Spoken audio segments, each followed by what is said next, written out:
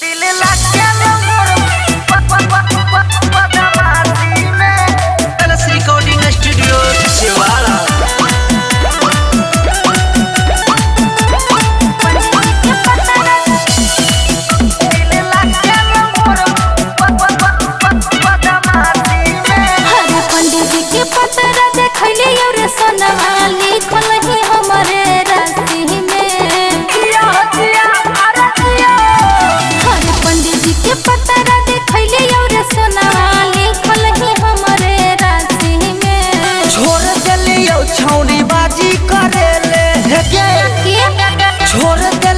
छौरी बाजी करेले दिल लग गेल मोर बदमाशी में।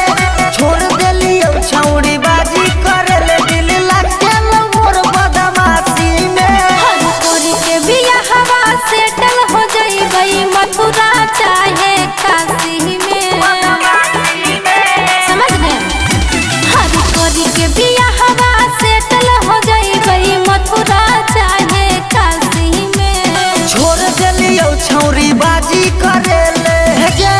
अच्छा छोड़ देलियो छौरी बाजी करेले दिल लग गेल मोर बदमाशी में। छोड़ देलियो छौरी बाजी करेले दिल लग गेल मोर बदमाशी में। दिल लग गेल मोर बदमाशी में।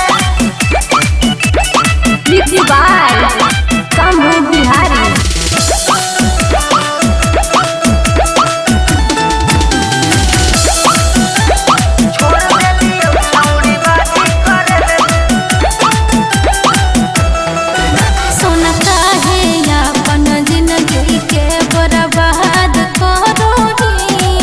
अपन पगला के पगली तू तवाह करोही।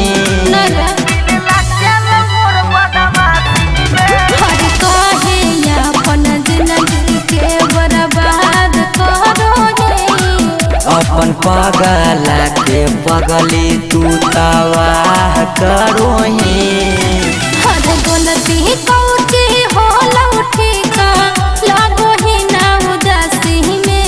छोड़ देलियो छौरी बाजी करेले गे। अच्छा छोड़ देलियो छौरी बाजी करेले दिल लग गेल मोर बदमाशी में। छोड़ देलियो छौरी बाजी करेले दिल लग गेल मोर बदमाशी में। दिल लग गेल मोर बदमाशी में।